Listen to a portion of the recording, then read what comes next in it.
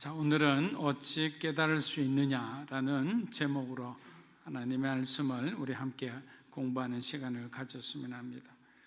사도행전에는 성령 받은 중요한 인물들이 나옵니다. 여러분들이 잘 아시는 베드로와 요한, 이 사람들은 예루살렘 교회가 탄생하는데 아주 중요한 역할을 하였습니다. 그리고 얼마 전 순교한 스데반 역시 교회사적으로 아주 중요한 역할을 하였습니다. 그가 순교함으로 예루살렘 교회가 큰 핍박을 받아 많은 성도들이 디아스포라하기 시작했기 때문입니다. 이들의 디아스포라를 통해서 바울 사도가 전도 여행을 갈 때 가는 곳곳마다 그 당시 디아스포라한 사람들이 회당을 다니며 그곳에서 예배 모임을 하는 것들을 발견하기도 했습니다. 그것이 다 하나님께서 바울의 시대를 예비한 그런 어떤 사건이었다, 우리 그렇게 이해할 수 있습니다. 그리고 또 한 사람이 오늘 등장하는 바로 빌립입니다. 사실 그는 예수님의 공생의 기간 동안 다른 제자와 함께 예수님을 아주 열심히 따랐던 제자 중에 한 명이었습니다. 그는 특별히 전도의 은사를 받았으며 예수님을 증거하는데 큰 열정을 가진 사람이었습니다. 여러분, 우리가 교회를 섬기다 보면 어떤 사람들은 굉장히 전도에 열정이 있는 사람들이 있어요. 그래서 어떻게 하든 친구를 데리고 오려고 하고, 또 밖으로 가더라도 그 자기 회사에 있는 사람들에게 어떤 회사에 어떤 기독교 모임들이, 예배 모임들이 있거든요. 그 모임에 어떻게 하면 데리고 가서 복음을 전하고 그 사람이 구원받은 인생을 살게 하려고 하는 사람들이 있어요. 우리는 사실 누구나 그리스도인이 된 다음부터는 누구나 복음을 전하고 정말 단 한 명의 영혼이라도 구원해야 되는 그런 하나님으로부터 우리는 사명을 받은 사람들이죠. 그러나 특별한 은사를 지닌 사람들은 하나님께서 그 사람들을 통해서 많은 영혼을 이렇게 수확하는 그런 것을 봅니다. 그래서 기왕이면 우리가 무슨 은사를 원하느냐 했을 때 모든 은사는 그리스도의 몸을 세우기 위해 하나님이 주시는 거니까 하나님 믿음의 은사를 주십시오. 전도의 은사를 주십시오. 그래서 어떠한 상황 가운데서도 정말 그 환경에 굴복하지 않는 믿음을 주셔서 내가 전하는 복음, 그 복음을 전하는 전도의 모든 삶을 내가 포기하지 않게 해주시고 하나님께서 성령으로 인해 풍성한 열매를 주게 하여 주시옵소서. 우리가 그렇게 기도하면 되는 거예요. 그게 우리는 약하지만 하나님은 위대하시기 때문에 하나님의 은사를 우리에게 주셔서 그 일을 할 수 있도록 하나님이 그렇게 만들어 주시는 거예요. 저와 여러분이 무엇을 할 수 있겠습니까? 그래서 완전히 하나님 앞에 우리 자신을 위탁하면, 우리를 자신을 하나님 앞에 위임하면 하나님께서 저와 여러분을 그의 하나님이 그 계획에 맞게끔 그렇게 사용하시는 거예요. 예루살렘 교회 집사, 그 7 지사의 명단이 나열될 때도 그는 스데반 다음에 호명된 사람이었습니다. 그러니까 7 명의 집사가 있는데 순서대로 스데반, 빌립, 그리고 또 이렇게 나머지 5명의 집사 이름이 나온다는 것은 성경은 가장 중요한 사람, 그리고 가장 우선해야 될 사람들은 앞에 나오게 그렇게 기록합니다. 스데반 다음에 빌립이 나왔다는 것은 빌립이 굉장히 중요한 역할을 맡고 있는 사람이다, 이렇게 우리가 생각할 수 있습니다. 오늘 말씀은 빌립과 에디오피아 내시의 그 이야기를 지금 얘기하고 있는 겁니다. 어쩌면 하나님께서 빌립을 통해 아프리카 대륙에 복음을 전하려고 하시는지 모르겠습니다. 하나님께서는 만남을 통해 축복을 주시기도 하고 또 만남을 통해 우리에게 사명을 일깨워 주시기도 합니다. 그래서 어떤 사람을 만났느냐에 따라서 우리 인생이 달라지기도 하죠. 사도행전 8장 26절에서 28절 한번 읽어보겠습니다. 주의 사자가 빌립에게 말하여 일어나 예루살렘에서 가사로 내려가는 길까지 가라 하니 그 길은 광야라. 일어나 가서 보니 에디오피아 사람 곧 에디오피아 여왕 간다게 내시가 예배하러 예루살렘에 왔다가 돌아가는데 수레를 타고 선지자 이사야의 글을 읽더라. 자, 대충 내용은 이해가 됩니다. 사도행전은 결국 성령 하나님의 인도하심으로 모든 사건은 시작되고 마무리됩니다. 오늘 우리가 읽었던 이 구절의 핵심은 뭐냐? 성령의 인도하심이거든요. 그 성령의 인도하심을 따라 지금 빌립이 어떻게 누구에게 복음을 전했고, 복음을 전한 그 사람은 성령의 감동을 따라 예수님을 영접하고 그는 세례를 받았던 거예요. 우리의 삶도 마찬가지예요. 저와 여러분이 어떻게 성령의 감동을 따라 인도함을 받느냐? 내 의지대로 살아가는 사람이 있어요. 어떤 내 욕망대로 살아가는 사람이 있어요. 그러나 그런 사람들의 결과는 우리가 잘 알잖아요. 그 끝은 불행한 거예요. 그리고 자기만 불행할 뿐만 아니라 그와 함께하는 가족들, 그와 함께하는 그 공동체 모두 그 사람 때문에 불행해지는 거예요. 그런데 성령의 인도함을 받은 사람, 성령으로 충만한 사람들이 있는 곳은 어떻게 될까요? 그것은 너무나 잘 알죠. 성령으로 충만한 사람들이 있는 곳에는 화평이 있죠. 기쁨이 있죠. 늘 우리 마음에 감사가 넘치는 거예요. 그렇지 않더라도 내 마음을 성령님이 주장하시고 내 인생에 대한 앞길에 대한 두려움이 사라지는 거예요. 왜? 하나님께서 우리의 삶의 주인이 되신다는 걸 내가 비로소 고백하게 되니까. 그것이 정말 중요한 거예요. 바로 그것이 여러분의 인생의 신앙의 터닝 포인트가 될 수 있는 거예요. 왜? 성령의 인도하심을 받기 시작하니까. 성령께서 이루어놓으신 그 길을 따라 걷기 시작했기 때문에 굉장히 중요한 부분이죠. 이러한 하나님의 인도하심은 순종하는 주의 종들을 통해 이루어집니다. 그래서 성도된 우리에게는 믿음이 필요한 거예요. 하나님 나라를 올바로 이해할 수 있는 믿음과 그 하나님 나라에 대한 지식이 필요한 거죠. 주의 사자가 빌립에게 말한 곳은 바로 가사라는 곳이었어요. 여러분 예전에도 한번 말씀드렸지만 가사는 지금으로 말하면 가자라는 지역입니다. 가자 지역은 팔레스타인 땅이지만 이스라엘과 지금 계속 이렇게 분쟁을 일으키는 화약고와 같은 곳이기도 해요. 안 그래도 힘든 사마리아 땅에서 사역을 마치고 돌아오는 빌립의 입장에서 한번 생각해 보십시오. 좀 더 사역하기 편안한 장소도 분명히 있을 건데 가기도 힘들고 머물기도 힘든 사람도 없는 그 장소 광야로 가라 하니 그의 마음은 어땠을까요? 왜 하나님께서 그리로 가라 하시지? 사람이 많은 데 가서 전도를 해야 될 거 아니에요. 그런데 사람도 없는 광야로 보내니까 하나님의 뜻이 알쏭달쏭할 수밖에 없는 거예요. 사랑하는 여러분, 우리가 가장 시험이 들기 쉬운 때는 바로 내 생각에 파묻혀 있을 때입니다. 힘든 곳으로 가게 하신 하나님의 뜻이 분명히 있음에도 우리는 눈에 보이는 환경만 보고 불평불만을 하는 거예요. 그러나 빌립은 성령 충만한 사람이었기 때문에 하나님이 우리로 말하면 거꾸로 가게 하셨어도 그는 불평불만하지 않습니다. 하나님의 뜻이 무엇인지를 찾고자 하는 거예요. 그래서 성경은 믿음을 강조합니다. 하나님의 뜻이 보이지 않고 어디서부터 어떻게 해야 되는지 모를 때 우리는 이전보다 더 강한 믿음으로 하나님을 바라보고 하나님을 의지하려고 해야 되는 거예요. 하나님 내게 더 강한 믿음을 주세요. 내가 더 이상 세상 바라보지 않고 의심하지 않고 자꾸만 좌우로 흔들리지 않도록 하나님 나에게 믿음을 달라고, 그 믿음을 달라고 하세요. 많잖아요. 우리가 어떤 계획을 해서 그 계획을 따라갈 때 사실 요동할 때가 한두 번이 아니잖아요. 사업을 할 때도 그렇고 어떤 결정을 할 때는 굉장히 많은 갈등이 있기 마련입니다. 그래서 보이지 않을 때는 더 강한 믿음을 달라고 기도하는 겁니다. 히브리서 우리 11장 33절에서 34절입니다.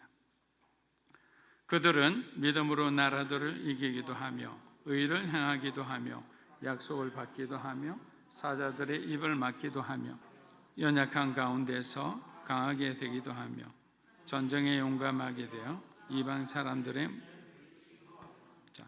믿음은 뭐라고 되어 있습니까? 후반절에 보니까 우리가 연약한 가운데서 강하게 되기도 한다. 여러분, 이 부분이 가장 중요한 부분이라 생각합니다. 우리가 연약한데도 우리를 강하게 하는 거예요. 우리가 잘 알다시피 우리가 약할 때 강함이라, 이것은 어떤 고백일까요? 내가 가장 약할 때라는 것은 내 스스로 할 수 있는 일이 완전히 제로일 때예요. 아무것도 하지 못할 그때에 우리는 위대하신 강하신 하나님을 의지할 수 있는 믿음을 가질 수 있기 때문에. 왜냐하면 내가 힘이 조금이라도 세면, 여러분 그렇잖아요. 여러분 힘으로 세상을 살 수 있다는 그런 오만한 생각들이 들 때가 있어요. 돈도 잘 벌어요. 집안에 어떤 내려온 유산도 많아요. 그리고 지금 보니까 막 건강해요. 그리고 하는 일마다 잘 됩니다. 세상에서 영향력도 있어요. 말 한마디에 변하기도 합니다. 그 정도 되면 어떤 생각을 하느냐? 강하다고 생각하니까 하나님을 믿을 생각을 하지 않아요. 그러나 어떤 사람이 하나님을 의지하겠습니까? 자기가 할 수 있는 모든 것을 다 해봐도 이루어지지 않는 상황, 정말 절체절명의 상황에서 하나님만 바라볼 수밖에 없는 사람이 가장 강한 사람이에요. 왜? 위대하신 그분의 능력을 이끌어올 수 있는 사람이잖아요. 그래서 우리는 잘 생각해야 됩니다. 하나님이 축복을 주실 때는 오히려 잘 생각해야 돼요. 그 축복을 어떻게 우리가 감당해야 될지, 그 축복을 어떻게 하나님께 되돌려 드릴 수 있는지, 그것이 가장 지혜로운 삶을 사는 사람의 그 방법이라 생각합니다. 믿음은 우리가 연약한 가운데서 강하게 되기도 한다고 했습니다. 이것은 우리가 약할 때 말씀드렸는데 더욱 하나님을 의지하게 된다는 거죠. 어떤 상황에도 흔들리지 않고 끝까지 주님의 인도하심에 순종하는 믿음의 자녀가 된다는 거예요. 믿음은 하나님을 향한 부동의 신뢰라 합니다. 어떤 상황에도 흔들리지 않고 하나님을 끝까지 믿고 나가는 거잖아요. 그분의 완벽한 시간에 그 하나님의 역사가 나타날 것이라는 것을 확신하는 거예요. 그래서 빌립처럼 사마리아로 가라면 사마리아로 가고 광야로 가라면 조금 더 지체하지 않고 광야로 달려가는 거예요. 여러분, 만약에 여러분의 어떤 그 위에 있는 리더가 여러분이 하기 싫은 그런 어떤 파티에 가서 하라고 그러면 입이 한가득 그렇게 될 거 아니에요. 소위 말하면 정말 회사에서 찍힌 자들만 가는 곳이라면 마음이 불편하고 슬플 거예요. 근데 그것을 원망하거나 그것을 여러분들이 부정적으로 생각하지 말고 그곳에서 하나님을 만날 수 있다는 그 마음을 갖고 인생을 우리가 역전할 수 있는 거예요. 세상은 그렇지 못해요. 그 들어가면 끝이에요. 그러나 그리스도인은 끝이라고 생각해서는 안 되는 거죠. 여러분 믿습니까? 그냥 좋은 소리로 하는 게 아니에요. 왜냐하면 성경에 믿음이 많은 사람들이 절체절명의 상황에서 모두가 포기하는 그 상황에서 하나님이 놀라운 기적을 일으키셨잖아요. 여러분 홍해의 기적은, 여러분 홍해 가보세요. 그것이 갈라질 수 있는 기적인지, 홍해를 보는 순간 하나님을 보고 찬양할 수밖에 없어요. 그것은 세상 사람들에게는 일어날 수 없는 일이잖아요. 그러나 믿음의 사람들에게는 가능한 일이에요.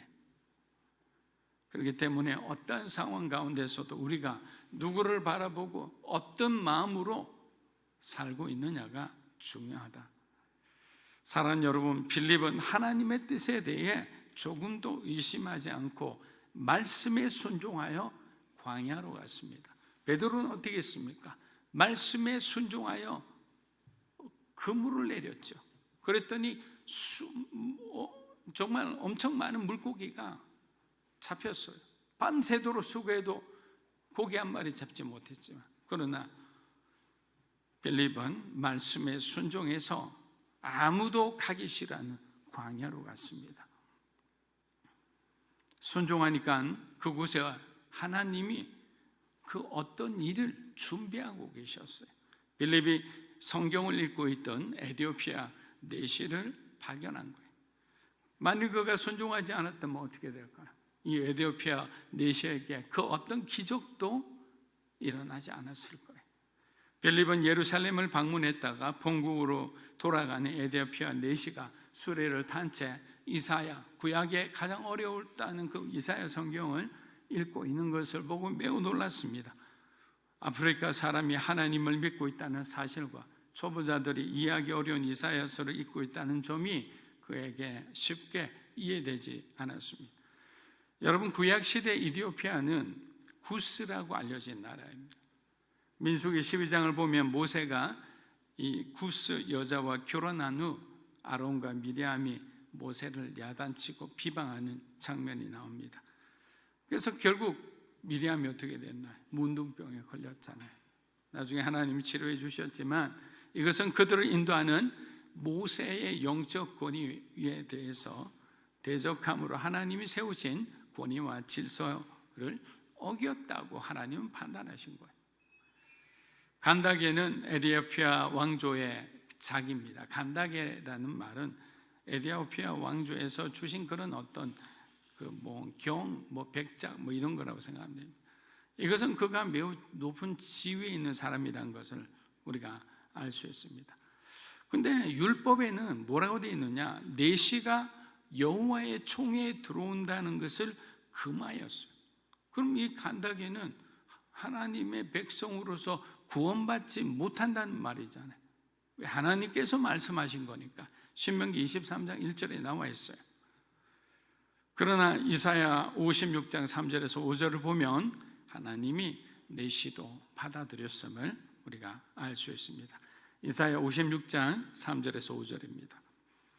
여호와께 연합한 이방인은 말하기를 여호와께서 나를 그의 백성 중에서 반드시 갈라내시리라 하지 말며 고자도 말하기를 나는 마른 나무라 하지 말라. 여호와께서 이와 같이 말씀하시기를 나의 안식일을 지키며 내가 기뻐하는 일을 선택하며 나의 언약을 굳게 잡는 고자들에게 내가 내 집에서 내 성 안에서 아들이나 딸보다 나은 기념물과 이름을 그들에게 주며 영원한 이름을 주어 끊어지지 아니하게 할 것이며. 자, 이게 중요하죠. 영원한 이름을 주어 끊어지지 아니하겠다. 영원한 그 구원의 은혜를 이들에게 주겠다라는 거예요. 여러분, 하나님께서는 어쩔 수 없이 불의한 상황에서 고자가 된 사람들의 그 상하고 아픈 마음을 다 알고 계셨어요. 만일 고자가 하나님 나라에 들어가지 못한다면 다니엘과 그 세 친구의 문제도 풀어내지 못할 거예요. 여러분, 다니엘과 그 세 친구는 환관장 아래에서 교육을 받았어요. 내시장이죠, 환관장이라면. 그리고 남자인 그들이 왕궁에서 생활을 했다는 것은 다니엘과 세 친구가 환관이었기에 가능하다는 해석이 아주 많습니다. 내시는 이디오피아에서 예루살렘까지 예배하러 오는 놀라운 헌신을 보여줍니다. 여러분, 우리는요 여기서 한 30분 멀리 아니면 1시간 멀리 가면 여러분 여기 우리 교회 오는 게 힘들다고 굉장히 어려움을 토할 거예요. 근데 내시를 보세요. 에티오피아에서 예루살렘까지 예배하러 온 사람인 거예요. 그만큼 하나님을 사랑했던 사람이에요. 비록 이방인이고 비록 고자임에도 자기가 가진 것은 너무나 부끄러운 어떤 것밖에 없었어요. 물론 내시로서 어떤 권세는 갖고 있었지만 사실 자기가 믿는 공동체 안에서는 고자이자 이방인이자 흑인이자 좋은 것 하나도 없잖아요. 그러나 하나님은 그 내시가 하나님을 얼마나 사랑하는지 알았던 거예요. 여러분, 그래서 빌립을 보내신 거예요. 그 내시를 위해서 빌립을 거기까지 그 광야까지 보내신 거예요. 여러분, 우리를 위해서 하나님이 빌립을 보내지 않겠습니까? 여러분의 일을 위해서 하나님이 베드로를 보내지 않겠습니까? 우리들도 마찬가지예요. 그 당시 없었을 뿐이에요. 하나님은 지금도 여러분의 변화를 위해서, 여러분의 그 위로를 위해서, 여러분의 구원을 위해서 우리가 아는 누군가, 여러분의 가족 중 부모님이든 예수 믿지 않는 그 모든 사람들을 위해서 하나님은 지금도 그들에게 필요한 사람을 보내신다. 근데 중요한 것은 저와 여러분일 수도 있다는 거예요. 그래서 하나님이 여러분에게 광야로 가는 것이 어떻겠냐, 설명도 안 해주고 불편한 곳을 떠나게 하실 때 여러분 절대 불평불만하고 하나님 어렵습니다, 이런 사정 때문에 스케줄이 바빠요. 그럼 어떻게 돼요? 구원받아야 될 그 내시 같은 사람이 구원받지 못하는 거예요. 그러니까 우리의 작은 순종이 하나님의 나라에서 큰 열매를 맺을 수 있는 거예요. 절대로 너무 편리해진 이 우리의 삶에 익숙해져 있잖아요. 저도 그걸 많이 느껴요. 예전에 정말 결혼 3년 차까지는 아무것도 사질 않았어요. 왜냐하면 그 당시까지만 해도 선교사로 하나님 앞에 헌신하고자 했기 때문에 정말 박스 위에서 거울 놔놓고 안에는 화장하고 뭐 그렇게 다녔어요. 그런데 자식을 놓으니까 필요한 것들이 있더라고요. 그래서 사기 시작하니까 다 사게 돼요. 떠날 수가 없어요. 너무 많아가지고 무거우니까 참 부끄럽더라고요. 하나님 앞에 그렇게 언제든지 떠나겠다는 사람이 이렇게 머물러 있잖아요. 물론 목회자로 있다가 저는 65세가 되면 일본에 떠납니다. 제가 소명받은 일본 땅의 선교사로 떠날 겁니다. 근데 중요한 것은 그렇잖아요. 광야로 가라면 광야에서 순종할 때 기적이 일어나듯이 우리 마음에 정말 그런 믿음이 있는지, 그런 순종함이 있는지, 믿음과 순종함이 있으면 기적은 일어나는 거예요. 사도행전 8장 29절에서 31절입니다. 성령이 빌립더러 이르시되 이 수레로 가까이 나아가라 하시거늘 빌립이 달려가서 선지자 이사야의 글 읽는 것을 듣고 말하되 읽는 것을 깨닫느냐? 대답하되 지도해 주는 사람이 없으니 어찌 깨달을 수 있느냐라고 하고 빌립을 청하여 수레에 올라 같이 앉으라 하니. 자, 여기에는 아주 중요한 표현이 나오죠. 그래서 내시가 빌립에게 대답하는 구절이에요. 성경을 가르쳐 주는 사람이 없으니 내가 어찌 깨달을 수 있느냐? 여러분, 어찌 깨달을 수 있느냐라는 말은 하나님이 우리에게 사명을 주시는 것과 마찬가지예요. 여러분 너희들 주변에 보아라. 복음을 깨닫지 못하는 사람이 얼마나 많으냐? 그들에게 너희가 가야 하지 않겠느냐? 이건 우리를 콜링하시는 거예요. 콜링해서 우리가 정말 말씀이 필요한 자들에게 가서 우리가 그 말씀을 가르쳐주고 1대1을 하고 그렇게 한번 해보세요. 그 사람들이 예수님을 믿고 그리고 그들이 정말 점점 자라서 우리와 같은 그런 전도자의 삶을 산다 해보세요. 얼마나 기쁘고 감동입니까? 지금 그 얘기를 하는 거예요. 어찌 깨달을 수 있는가? 내시는 정말 그 전곡을 찔러 얘기하는 거예요.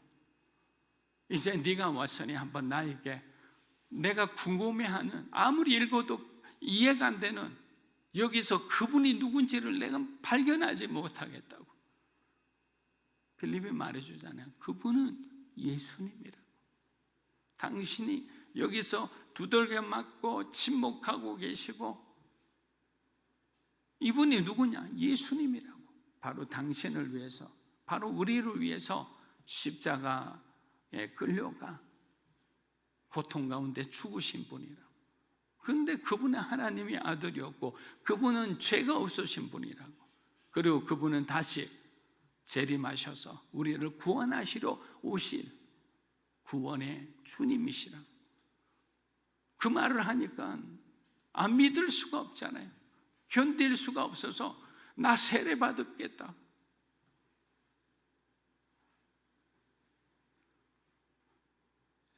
여러분, 비록 교회에 다니는 교인이라 할지라도 과연 몇 프로가 진짜 구원받은 사람인지는 하나님만이 아시겠죠. 구원의 문제는 하나님의 주권 안에 있기 때문입니다. 그래서 새신자 공부도 하고 정기적으로 교회에서 하는 성경 공부에 여러분 열심히 참석해서 들어야 합니다. 말씀을 펼쳐놓고 여러분이 예습도 하고 복습도 하는 가운데 성령님이 깨달음을 주시는 것이 여러분의 삶의 힘이 되는 거예요. 딴 게 힘이 되는 거 아니에요. 계좌에 막 수십억이 들어오는 게 힘이 되는 게 아니고 하나님을 알아가는 것이 여러분의 힘이 되는 거예요. 여러분 믿습니까? 하나님을 알아가는 것이 여러분의 인생의 가장 큰 힘이 되는 거예요.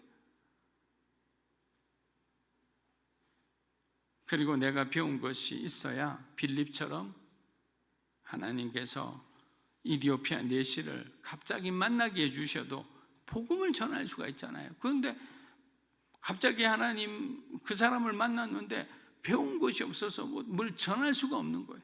얼마나 부끄럽습니까? 성경을 읽고 묵상하고 그리고 성경부를 하고 예배 때 은혜되는 구절들이 있으면 메모도 하시고. 여러분, 여기서 나가면 제가 말씀한 거 5%만 기억해도 제가 뭘 좀 드리겠습니다. 5%도 잘 기억이 안 나요. 그러니까 메모를 하셔야 돼요. 예전에는 어떤 친구가 예전에 김하중 장로님이라고 계셨어요. 근데 어떤 친구가 같이 우리 CGN TV가 집회할 때 초청을 하셨는데 우리 형제들 좀 요 정도 앉았어요. 근데 믿음이 좋은 친구예요. 카메라만인데. 그래가지고 막 말씀을 하는데 이 친구가 계속 핸드폰을 하는 거예요. 주변 사람들이 막 걱정을 한 거예요. 불같은 분이시니까. 그래가지고 중간에 아니나 다를까 사건이 터졌어요. 한 거야. 야단치신 거야. 그랬더니 이 친구가 장로님 말씀 적고 있었는데요. 이래가지고 반전이 됐어요. 여러분, 저는 뭐 이렇게 하면 믿을게요, 여러분. 그러니까 이거 적어도 돼요. 사랑하는 여러분, 우리 주변은 의외로 복음에 대해 제대로 알지 못하는 분들이 많아요. 그래서 이러한 분들은 결국 어려움을 당했을 때 믿음으로 일어서지 못하고 그냥 절망하는 분들이 있어요. 여러분 친구들 중에도 그런 분이 있을 수 있어요. 하나님의 말씀 속에 능력이 있고 구원의 길이 있는데 배우지를 않으니 알지를 못하고 알지를 못하니 그렇게 살지를 못하는 거예요.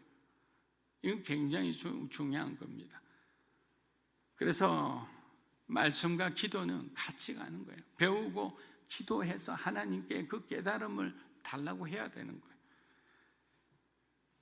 자, 사도행전 8장 32절에서 35절 읽어보겠습니다. 읽는 성경 구절은 이것이니 일러스되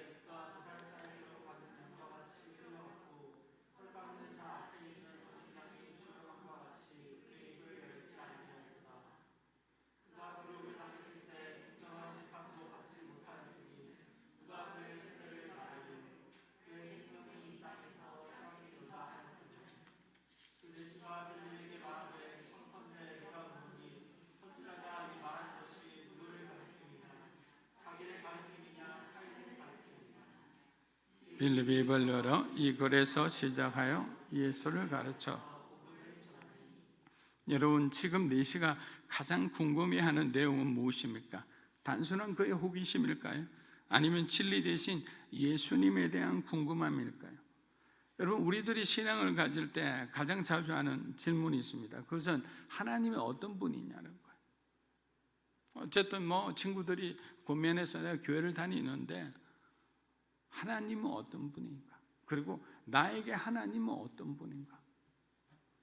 예수 믿는 자를 핍박하러 다메섹으로 가던 사울이 예수님의 음성을 들었는데 그가 주님께 했던 첫 번째 질문이 뭐냐? 주여, 당신은 누구십니까? 여러분, 말씀을 마무리합니다. 신앙생활하면서 하나님이 여러분에게 어떤 분이신지 그 문제가 해결되면 어떻게 되는 줄 아세요? 여러분은 세상을 두려워하지 않는 그리스도인들이 되는 거예요. 우리는 무엇이 문제인가? 하나님이 어떤 분인지를 모르고 신앙생활하기 때문에 문제가 있을 때마다 그 문제 가운데 무너지고 쓰러지는 거예요.